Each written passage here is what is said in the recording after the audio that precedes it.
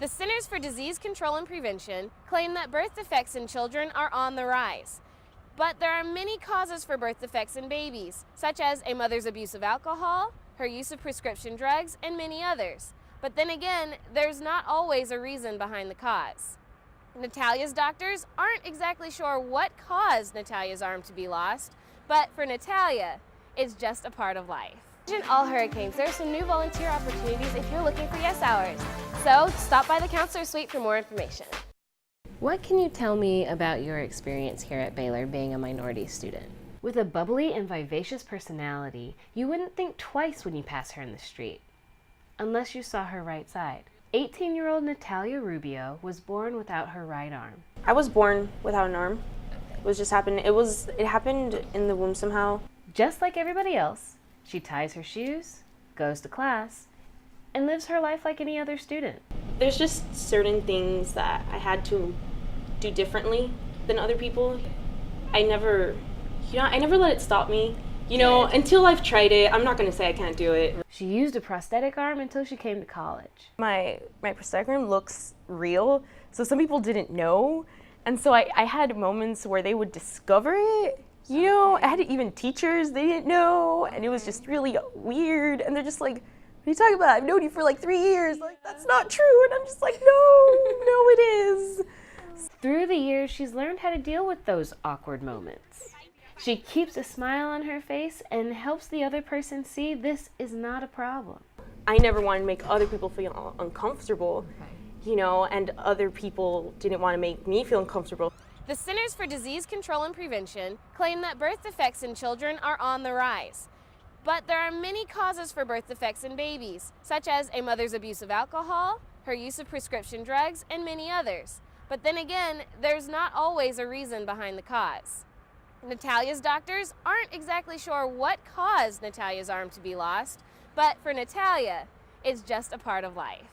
It's one of those things where you just kind of have to adjust to, because most things, I can do pretty much everything. For News Channel 25, I'm Rachael Wilson. So we don't do what we would call cheap charity or just relief. It's not bad things. If you're hungry, you need a place to eat that day, you need a place to sleep. We do some of those things, but our intention is to help move on past that to deal with the root causes that keep people poor. To change a tough situation, the director of Mission Waco Mission World, Jimmy Dorrell, says, but the empowerment model really demands that people with the problem must be a part of the solution of the problem. Poverty is not always an issue of education or lack of work. Part of poverty is systemic injustice. Mission Waco has been working for the advancement of those in hard times for 22 years. Waco seems to have a high poverty rate due to what Mr. Dorrell calls the root causes of poverty. But poverty has so many spinoffs. We've got large numbers of teen pregnancy problems here in Waco. We've got a lot of people who drop out of school, high dropout rate here. We have a significant amount of lower income jobs that people can never break the poverty cycle because you can't work enough hours to ever bring enough home to pay for all the needs. And so those are just a few, but there's, you've still got old racism out there. You've still got issues that historically Waco's struggled with that are just lack of opportunity for a lot of folks. Okay. Working to solve these issues, Mission Waco is taking one small victory at a time. With the homeless issue in Waco, 20 years ago when we started working with this issue of chronic homelessness in Waco, it was horrible. The guys were on the corner, people were sleeping under the bridge. There were very few recovery places for them to go if they were struggling with alcohol or drugs. And so we got in the middle of that issue and began to build coalitions and grab different friends and begin to work together on certain issues. Today, 20 years later, we're celebrating the fact that there are only 30 chronically defined homeless people left in Waco. Now that's half, well less than half than we started with. Now homelessness is a larger definition, not just the chronic. There's still more than that, but it's at the same time that has reduced significantly. There are many ways to get involved. For example, Ashley Thornton writes a newsletter. The first way that I got involved, I have a newsletter called Act Locally Waco, and that started as a way to connect different food pantries in town to help them share information about what activities and different things they had going on.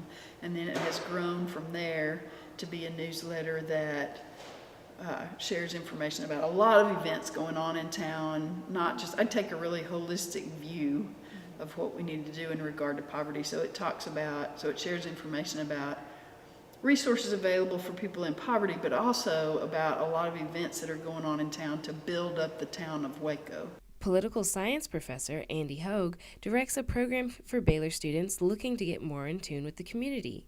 In that program, we have courses that really range in topics, and so some of the courses are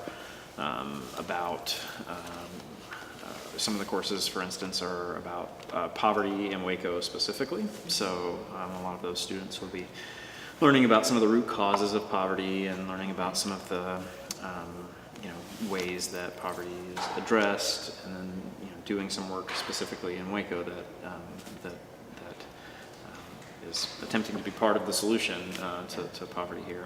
Getting involved to help the world is easier now than ever. And at Mission Waco, they're working to change problems into solutions. Family of 12 is without a home this evening, and a firefighter had a close call after a fire breaks out in a Marlin home. Good evening and welcome to the Texas Report. I'm reporter Rachael Wilson. An oxygen tank exploded, blowing out one of the walls in a home after a fire with a firefighter inside. But thankfully, the firefighter is okay. The fire broke out around 1 o'clock this afternoon. It took firefighters more than 3 hours to put out the flames. When you have a large structure like this, of course, there was a roof collapse. It tends to trap a lot of hidden fire, and it's very difficult to access. Of course, the high winds today did have a negative effect on firefighting efforts, but we were able to compensate. 4 people were inside the home when the fire started, but they were able to get out safely. The rest of the family was at church when they got a call about the blaze, and the cause of the fire is still under investigation. Texas A&M alumni is dead after drowning in Lake Conroe. Authorities say 25-year-old Ross Limburg jumped off a party boat while he was with a group of Aggie fraternity members. He then fell into the lake near the April Sound just after midnight yesterday. Witnesses say he hit the bottom of the deck before falling into the water. Several people on the boat dove into the water but couldn't save them. Divers found Limburg's body about 30 minutes later, and an autopsy is pending. The hot, windy weather today made matters much worse for a huge warehouse fire in North Austin. Flames broke just before 10 o'clock this morning inside a 30,000 square foot warehouse. Everyone got out safely, but the concrete structure filled with smoke. There's been a tremendous amount of smoke inside of there, so much so that our crews are reporting they take a couple steps inside of the building and they literally can't see their hands in front of their face. The blaze was out, but the crews are still clearing the smoke, and investigators are looking into what caused it. A recycled materials company owns the building, and the products may have fueled the flames. One worker went to the hospital for smoke inhalation, but is expected to be okay. Some college students are getting more than their bikes stolen. Police say when money gets tight on campus, people do some strange things. The guy took my stuff, dumped out my books behind the dumpster, and took my computer and backpack. Freshman Daquan Williams was the latest victim on Baylor's campus with what police call a crime of opportunity. He left his backpack in the Penland food court on April 23rd and reported it missing after he couldn't find it in the cubbies by the entrance the next morning. Baylor police say this is the time of year they receive the most reports of these thefts. Students leave their belongings unattended in the library for minutes and even hours. Authorities caution leaving anything unattended in public places, and they say always take your high pricey items when you leave.